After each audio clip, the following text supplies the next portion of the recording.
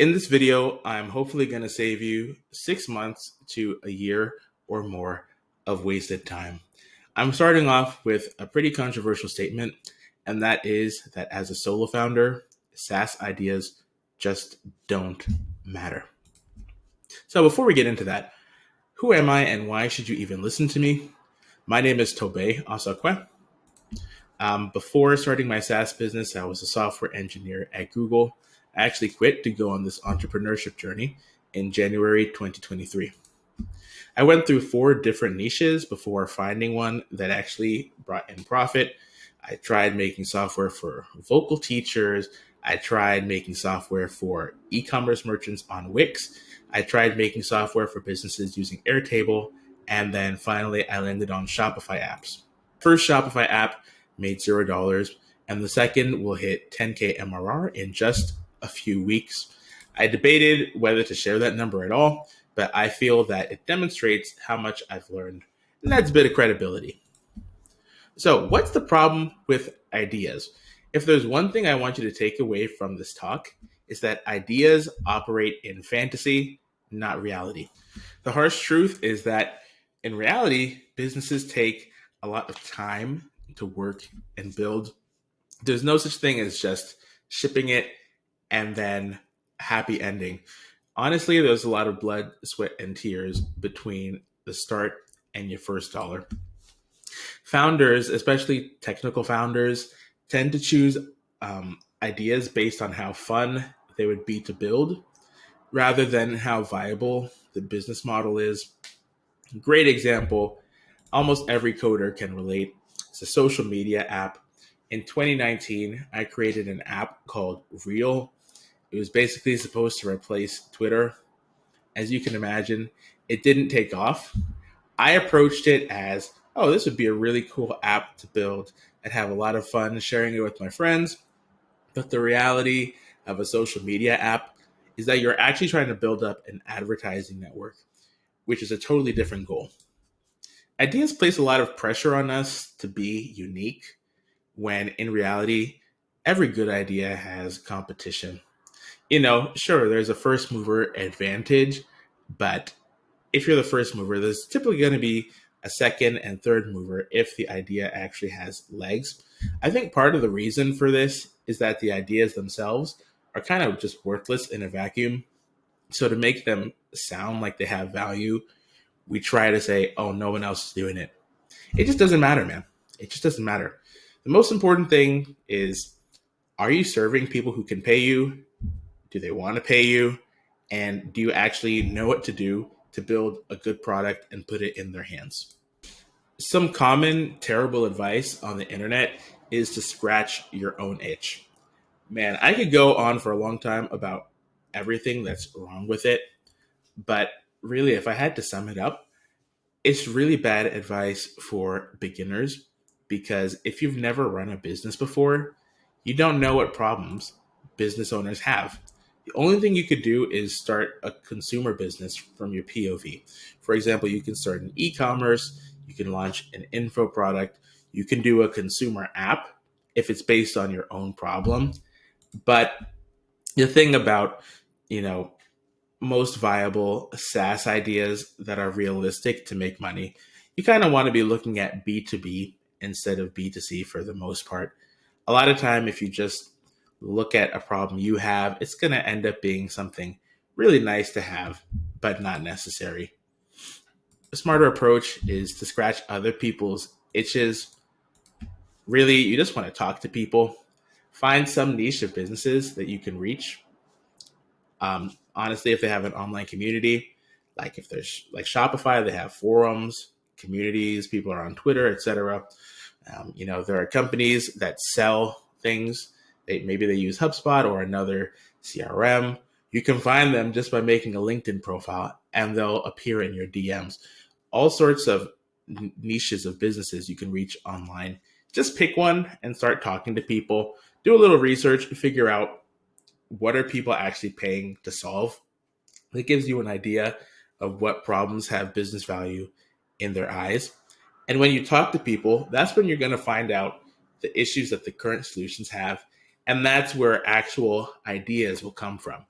At that point, it's not really about ideas, it's more about opportunities. And that's kind of the point here. That's when you'll build an MVP, follow the lean startup method, and do everything that you've heard in YC videos, all the other videos on every other channel. If you really think about it, SaaS ideas are just and they're an excuse to not actually make any progress. That's why at the beginning of this video, I mentioned that I was trying to save you 6 months to a year of wasted time. A lot of people will spend that time just constantly searching for the perfect opportunity. I mean, in the 4 niches I explored, I could have started businesses in any of them. Honestly, every single niche had its flaws. Part of the reason that I was able to make Shopify apps work is because I just told myself, I'm just going to see this through to the end, even if it fails. Just stop looking for perfection. Perfection is not real, and it comes from your fear of failure. Instead, lean into that failure. Failure is going to be your best teacher because it teaches you personalized lessons. Procrastination in the form of SaaS ideas, really, it's just an excuse to stay in your comfort zone. If you're a technical founder, you probably identify with the maker label. I mean, you love to make things, you express your creativity through software or building projects.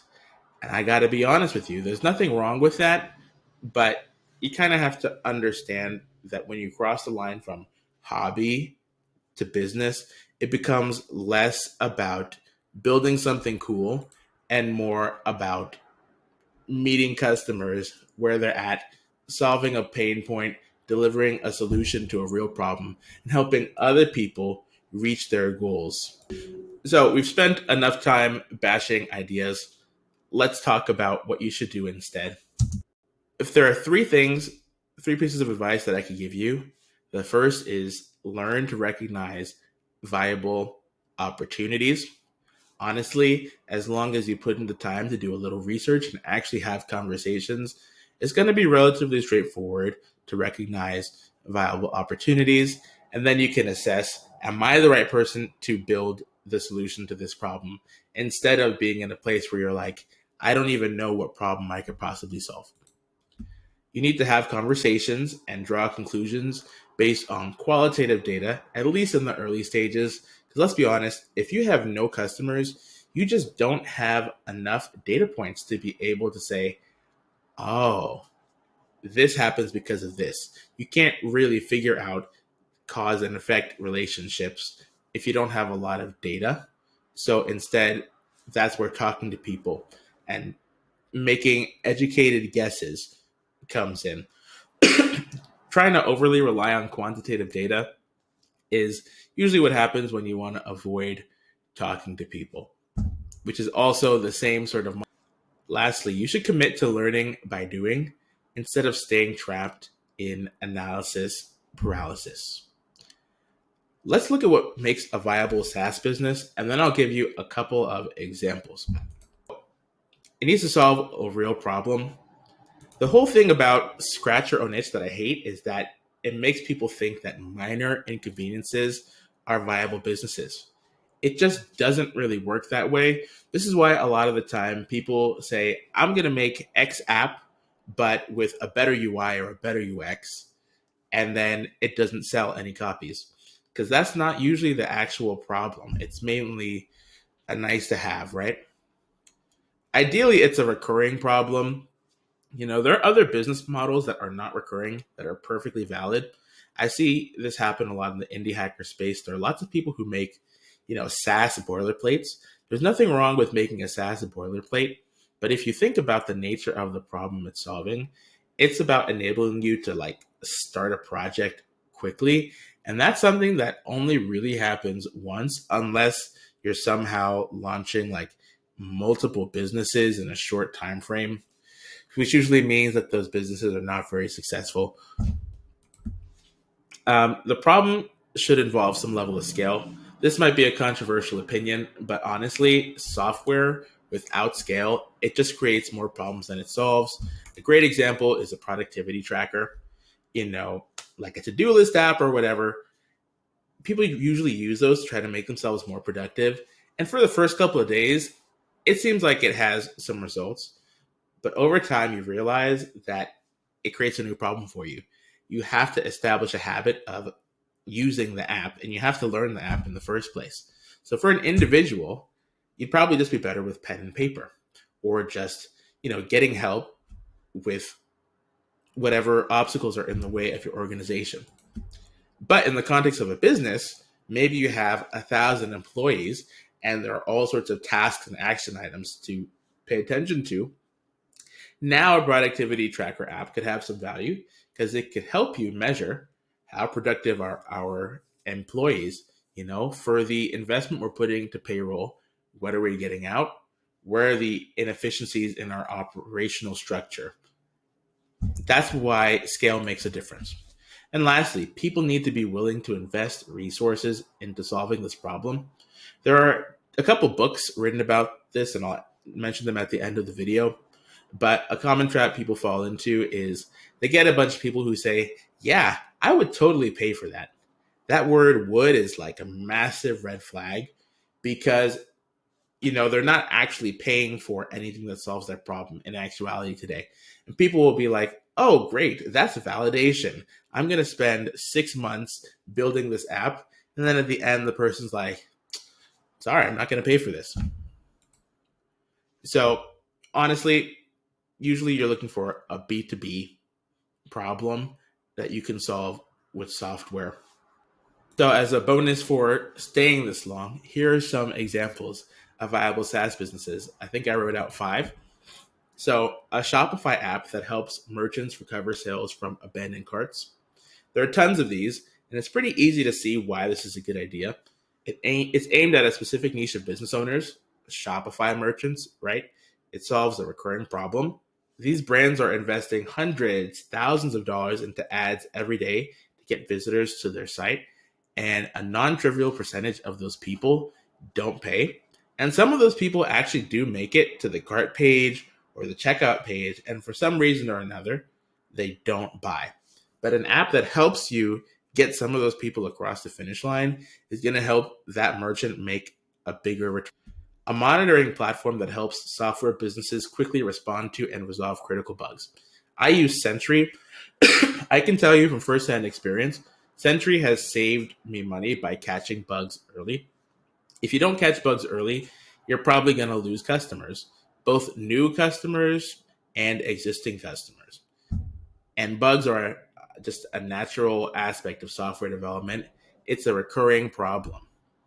A bookkeeping software that helps businesses track spending, streamline tax reporting, produce financial forecasts. Great example, QuickBooks or Xero. Again, it solves a problem for businesses. How do we spend our money?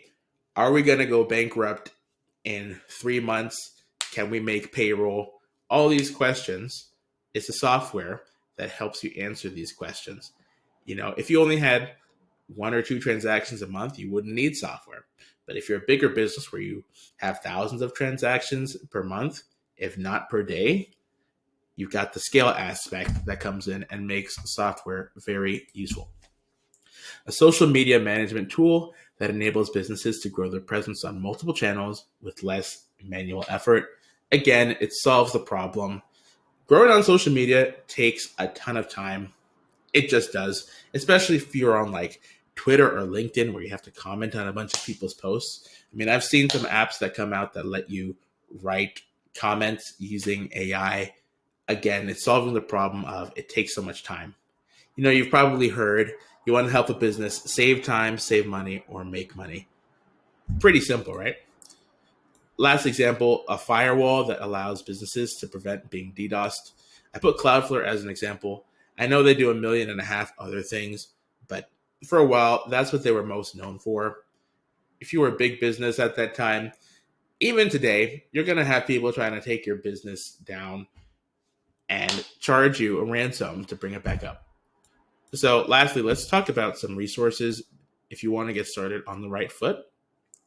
So there are 4 books here that I've read and 1 YouTube channel that I recommend watching. If you want to learn about customer conversations, I recommend reading Deploy Empathy by Michelle Hansen and The Mom Test by Rob Fitzpatrick. You can choose either one if you only have time to read One, I recommend that you don't lose the emphasis on customer conversations ever. I mean, right now I have almost 1,000 people using my app and almost 600 customers, and I still have customer conversations almost every day. I had a call just yesterday. I'm involved in text chats, and that helps me keep my finger on the pulse of what do people want, where are the opportunities to improve the business, how can I prevent churn, etc. For early stage SaaS marketing, I would recommend the book Start Small, Stay Small by Rob Walling. There's also a YouTube video that I recommend. I didn't list it here, but it's by Asia Arangio. The title, if I remember correctly, is How to Get Your First 100 SaaS Customers. Great video. Make sure you watch it at least twice. And then as far as mindset shifts as an entrepreneur, to help you shift from building cool things, I'm a maker who makes cool things, to I'm a business owner who solves problems and builds systems, I recommend the book The E-Myth Revisited by Michael Gerber. It's pretty long. Probably just get the audiobook. I would listen to it on walks, listen to it while doing other things. Lastly, there's a YouTube channel by Dr. Tamer Shaheen called CEO Entrepreneur. Just look it up. He has really great videos about auditing your time, systematizing your business, really gets you in that mindset of someone who's growing their business as an asset. So if you found this video helpful, help me out by subscribing and liking. It lets YouTube know that you're interested in seeing more content like this. I'll probably be making more videos in the future. Have a good day.